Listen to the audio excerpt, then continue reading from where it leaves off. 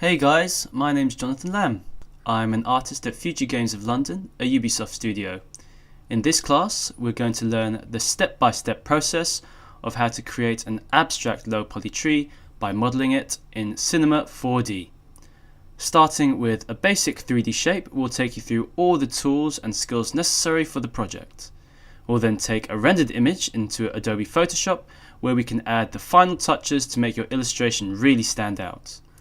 Some of the major topics that we'll be discussing in this class will include basic 3D modeling techniques, how to add color and gradients to a model, how to add lighting to the scene, and some basic tips and tricks in Adobe Photoshop.